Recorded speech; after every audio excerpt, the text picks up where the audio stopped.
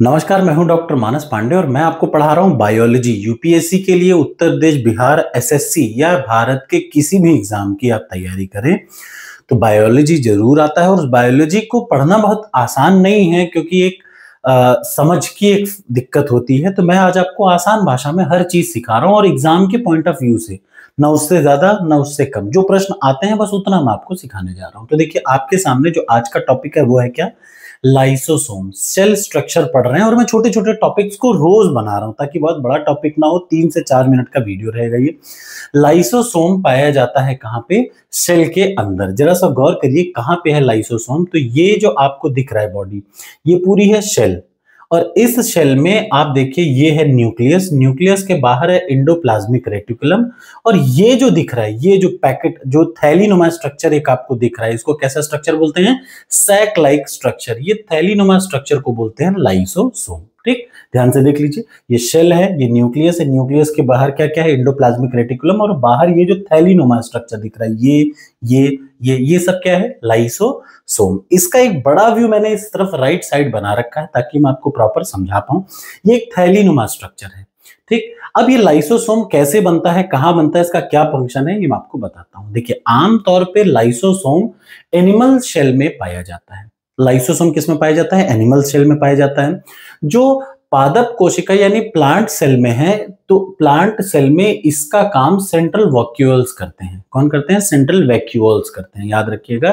पादप कोशिका में लाइसोसोम की जगह कौन काम करता है? सेंट्रल वैक्यूल इसका काम परफॉर्म करते हैं। लेकिन एनिमल सेल में लाइसोसोम पाया जाता है। तो ये एक इंपॉर्टेंट चीज है जो आपको याद रखना चाहिए। अब देखिए, लाइसोसोम में होता क्या है? लाइसोसोम में एक तो प्रोटीन होता है और दूसरा बहुत सारे एंजाइम्स का कॉम्प्लेक्स होता है। ध्यान से सुनिए, प्रोटीन और एंजाइम का कॉम्प्लेक्स।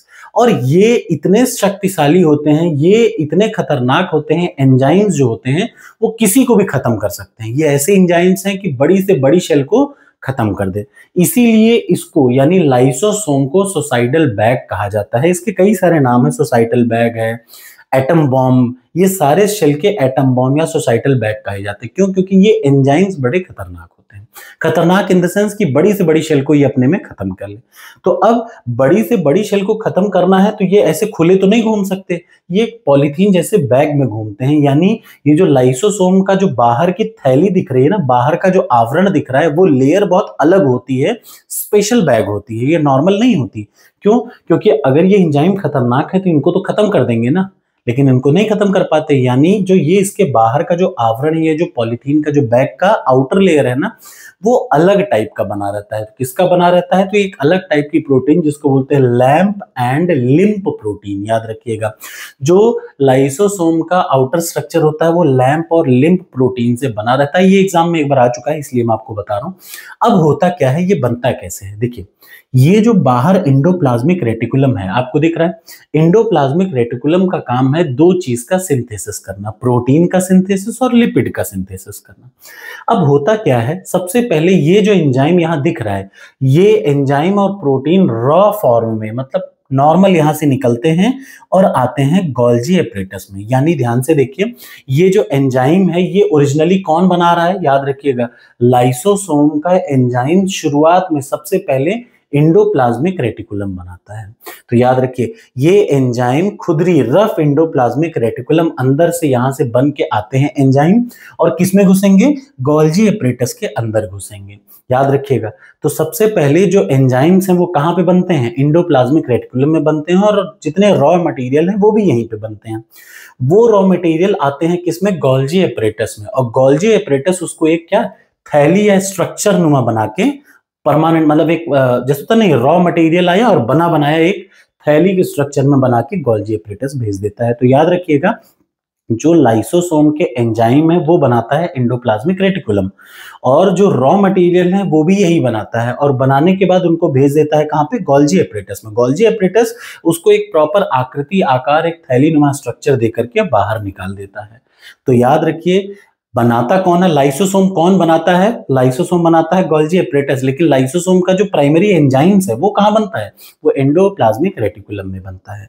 शुरुआत यहां से होती है, यहां से रॉ मटेरियल आते हैं, इस जगह से रॉ मटेरियल आते हैं और इसमें जाते हैं, और यहां से एक परमानेंट पैकेट बन के बाहर निकल जाता है। ये सिंपल सा काम है गोल्जी, ये सिंपल सा काम है लाइसोसोम का। अब लाइसोसोम के अलग अलग नाम है, देखिए इधर लाइसोसोम को पाचक थैली बोलते हैं। मैंने बोला जो इसमें एंजाइम होते हैं ना वो इतने खतरनाक होते हैं, किसी भी शेल को डिसॉल्व कर सकते हैं। तो इसी के लिए इसको पाचक थैली या डाइजेस्टिव सेल या सुसाइडल बैग भी कहते हैं। इसका और नाम भी बहुत फेमस है, जैसे disposal unit, atom bomb of the cell, scavengers of the cell, recycling centre of the cell, और सबसे जरूरी सेलुलर हाउस कीपर, बहुत इंपॉर्टेंट है। तो ये है लाइसोसोम के बारे में, इतनी सी चीजें इंपॉर्टेंट है। आशा है आपको वीडियो अच्छी लगी होगी, लगे तो कमेंट बॉक्स में कमेंट करके बताइएगा। मुझे पूरा विश्वास है कि आपको छोटी छोटी चीजें समझ में आ रही होंगी, कौन सी चीज कहां पाई जाती है और उनका क्या काम है।